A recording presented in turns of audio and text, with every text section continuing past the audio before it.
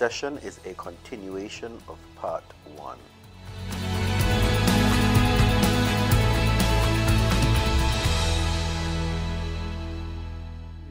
Okay. All right. So let's get into the meat of it now. So with all of this background and the challenge, and it's scary because you're saying, look, there's apparently no real end in sight. You're saying that this situation can be protracted. You're saying that the lack of finances, funds, and monies coming in may be the new normal. And so that's kind of gloomy information. I mean, you know, I have a mortgage, I have to pay school fees, I have to pay utilities, I have to buy food, I have to survive. Doc, how am I going to survive? What then can I do in a household that can assist me along this very challenging journey? Very nice. Now, what I am going to do, because whatever happens in St. Lucia, in Grenada, in Antigua, and whatever, in Australia, in America, in Canada, they have their specificity. Right. So I am going to draw a lot on what happens, the response in St. Kitts, where I am. Yeah, fine, that's beautiful because it works for I observe 4 things that I want to speak. I want to suggest to the families and the household. 1, try to increase your income flow. Okay, that's 1. 2, in the ministry of your diet ministry, make sure you diet ministry. Ministry of diet. Yeah, I remember I was looking at a movie called Lean on Me. Yes, I know that movie. No, it's not Lean on Me. It is one of those Whoopi Goldberg movie. I'm forgetting. She has 2, 1 and 2. Sister Act 1. And the fellow who was taking care of the kitchen, so they asked him, "What is your job?" He said, "I'm in ministry." They said, "But what's your ministry?" He said, "The ministry of diet ministry. I make sure you stay alive." I like it. So build immunity. Then we'll talk about the issue of securing insurance, your assurance, your indemnity, securing that. Then protecting your credit worthiness. Okay. And under that, we'll talk about your rent, your mortgage, and whatever. Okay. And then leveraging your social capital. You see, a man's worth or a household worth is not simply the money that they have in the bank. Correct. Your social capital is very important. Like Pastor Brathwaite, you have tremendous social capital that is priceless. That is your reputation, who you are, your mother, your father, those who know you, and those who are prepared to leverage that you can get from. Now, you can't put a price on that. I want to speak on that lastly. But let's speak about the income flow. Yes, talk about income flow. Let me see what is happening in St. Kitts. In St. Kitts, I would suggest that, like they do, each family must find out and access all public safety nets. Okay. When at this point, there are a lot of safety nets in each jurisdiction, in each country that are rolled out to the people. So you must remember, whether you are a Christian, Seventh-day Adventist, whether you are Baptist, whether you are Muslim, it doesn't matter. It is being rolled out for citizens and residents. Right. So, and these have no political strings attached. Correct. And applying for them, I argue, is not doing something unchristian. And get on it. This is not a time for pride. This is not a pride. This is not time for pride. This is a time for you really for being humble.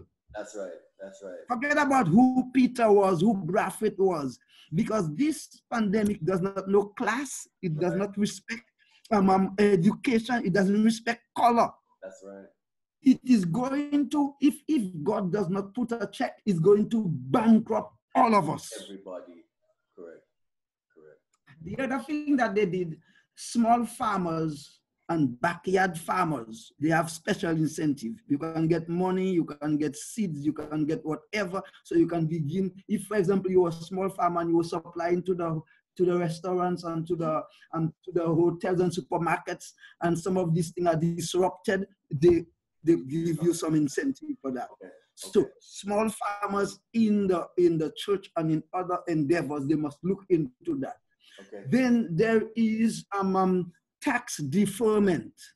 For example, you are not in operation, but your tax would be due. So what they did, they deferred those taxes for a longer period. Or in some cases, they reduce the tax. You got to find these things. Now, sometimes those programs are there, but we don't know them. You got to find out. Yes. Now, another thing that they have is employment benefit. Here in St. Kitts, they have employment benefit for all COVID-19 unemployment claims. Wow. So people who are made unemployed because of the virus, they can apply to Social Security. I suspect the package I am talking about, particularly this unemployment benefit, it seems to be a CARICOM sign of policy. So even if maybe it is not articulated like that, because in St. Kitts the government actually came out just like Trump and explain whatever, but it may be there. So you have to go and find out. So you go to your Social Security and you make your claim, you ask them about it and whatever. And the last one that they did here in St. Kitts, this was already in place. All people on low-income owners, less than $3,000, they were given a monthly $500 income support. You were saying, go research, find out whatever is given out, whatever is going to be given for social assistance, make yourself available to it and try to benefit from it. This is what Jesus Christ said. He said, look, we live under Caesar. We render to Caesar. Caesar's turn to render to us now. That's right. I like it. I like it, Mr. Adrian. It's time to give back. Yes. No. All right. Now, what do we do? What else do we do? Because we don't simply depend on people. We got to begin to create things for ourselves. Absolutely. When I lived in Jamaica, I learned something from the Jamaicans I never forget. They say, if you can't get a work, you make a work.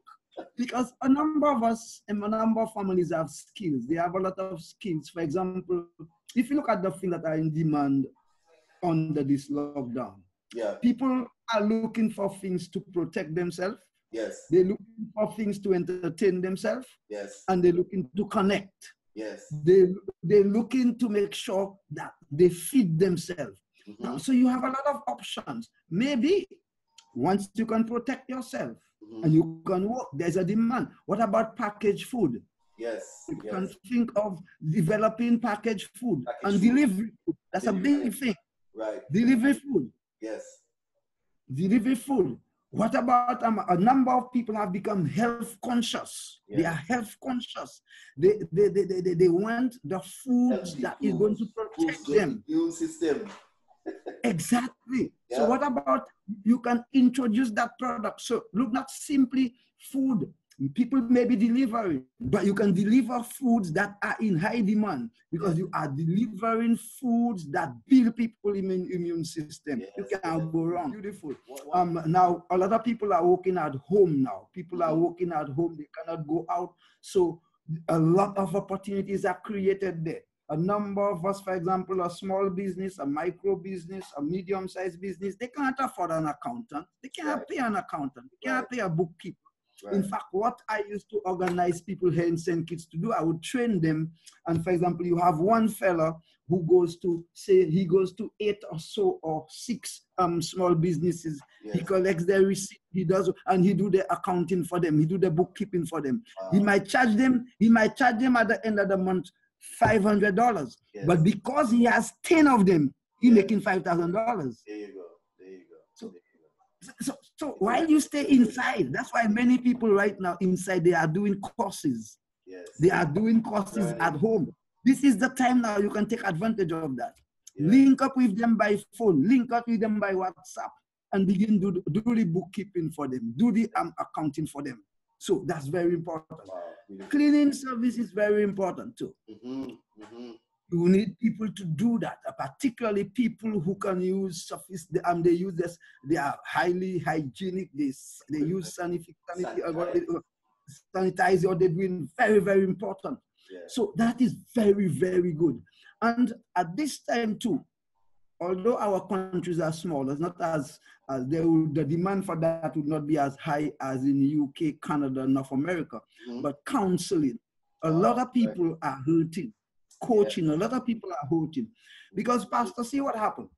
By the 1970s, the world was already moving from nation state to, if you want, an integrated state. As we turn the 21st century, we move from the nation state to become a global society. So the whole my passion now is to connect. Everybody is connected. Yes. Look at me. I'm in St. Kitts. You are in Antigua. But we're talking as if we are next door. That's right. That's right. But notice what the virus is forcing us to do now. Yeah.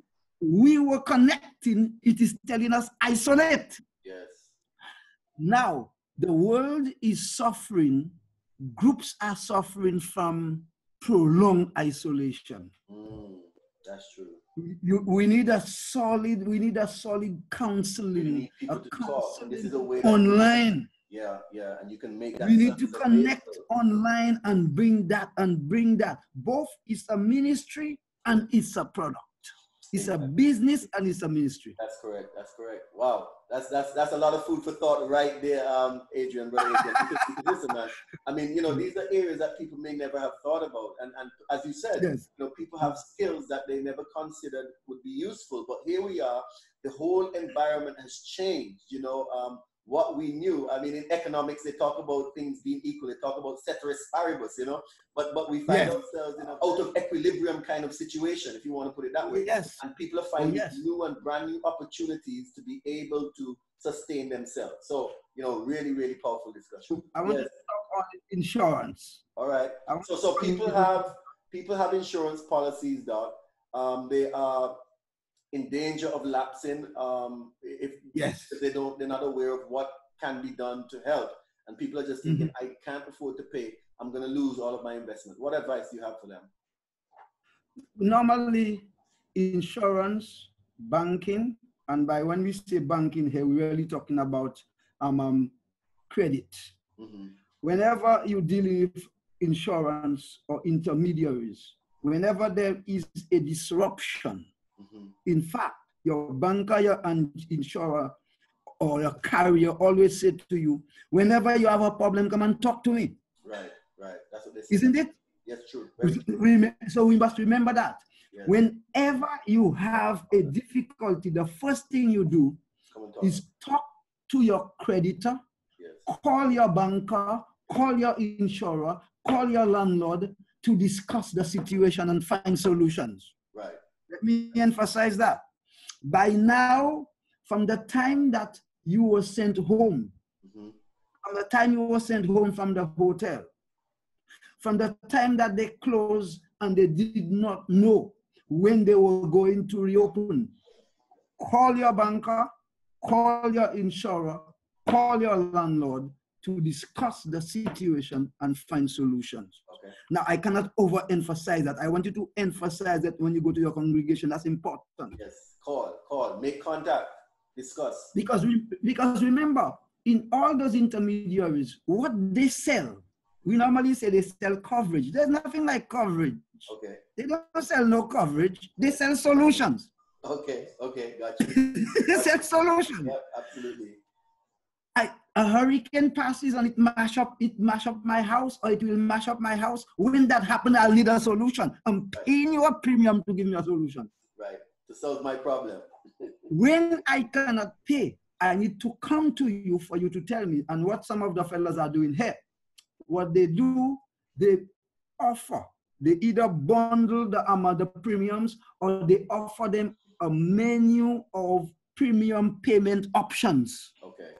So they might say, okay, look, you pay me on a monthly basis. Right. You pay me quarterly. Right. Or what they work out something with you to make sure At this point, when there is a crisis, you cannot lose your indemnity. Okay, okay. So go and talk. Go and have a conversation. That's the point. Very, very important. And remember, your insurer, the last thing he wants to do is to lose your insurance. He doesn't want to lose your insurance business. Right. He may reparcel, he may rebundle for you, but he doesn't want to lose you. Yes. I like that. But you must talk to him. So that leads us to our mortgage. It leads to the banker. Yes. It leads us to the banker. Yeah. As soon as you lose your income, your mortgage is at risk. Yes. And who knows, it might be a mortgage for 40 years that you have already put 25 years into it. Wow. Now this is very painful, because you are at risk of losing all the equity you have put into this house. Because of what the insurer would call this virus an act of God. Act of God. Wow. I want to talk about this act of God, but that's how they call it. Don't know how it got that name, but that's what they call it. I don't know. So there are options that are open for you. When you go and talk to your banker, there'll be options that the banker can speak to you. The banker can speak to you on refinancing. The banker can speak to you on part payment until to see what happens in the next business cycle. Before you refinance or you consolidate, it might say, well, all right, are you paying $1,500 a month, or you were paying $2,000 a month? Can you pay, at least make sure you pay that interest? Say, look, you can't pay the principal. The principal and the interest was $1,500. Now, look, because you are 40 years into paying the loan. Remember, the longer you pay a mortgage, as you go deeper, you pay more of the principal. That's right. In the early part, you pay more of the interest. Right. Are you with me? Yep. So maybe in the first 10, 15 years, you pay more interest. But as you roll over now, you become... Now, if you are in the early part, what they will tell you, look, just pay that interest. Yes. So we're not talking refinance yet, but you have spoken to your banker, and your banker is keeping your credit rating and keeping your business secure and keeping your family secure. So you used to pay $1,500. Now, at least for the first month, the second month that the virus is going on, you pay $1,000. Right. If the virus continues, if it prolongs, then you are going to speak or say, look, my money is finished. My money is finished. What do we do? And he say, we might tell you, all right, you pay $500. You pay $500. You know, when the good days come, you're going to have to recoup. Because the rest of the principal is going to be adding on. The rest of the interest is going to be adding on. So when that happens, when you come to the point where you can make no other payments, or you can do nothing else because your savings, your resources have dried down, then you can speak about refinancing. Okay. Are we okay? Got you. Yes. So I'm saying refinancing is not the first option. There you go. It's not the first option, because later on I'll show you why it's not the first option. Because basically, as I'll say later on, refinancing is actually beginning afresh. That's right. Now, you do not want to do that. A good banker will not make you do that first. It will make you ride the waves, help you ride the waves. As far as you can ride that wave. As far as you can ride that wave. Yeah. When you can ride it at all, he doesn't remember. A bank is not in the business of real estate. That's right. They don't want no house to sell. They don't have proficiency in selling house. That's not their business. Their business. No, they don't have skill in that. Their skill is to lend you people money and take it back and make you pay a high interest. That's it. It's money. The business is turnover money. This idea of asset, they don't care about that. They don't want so when that. you try, When you trouble their mind on that, they're not happy. I like so, no, they're not happy. So when that happens now, you reach the point and you say, okay, we did not want to do that, but now we have to face it. Remember, Right. you have already developed a nice relationship with your creditor. Yes, social capital. Yeah, we call that reputation capital, because this is nice. Yeah. You have a bonding that you can pick up a phone, although you have no money, but you have a name. That's right. You have a good name. This guy is a good paymaster. Yeah. Oh, he has a good credit history. Who are you talking about, Alfred? Oh, this guy is a good guy. That's enough. That can go to the bank. Give him a chance, man.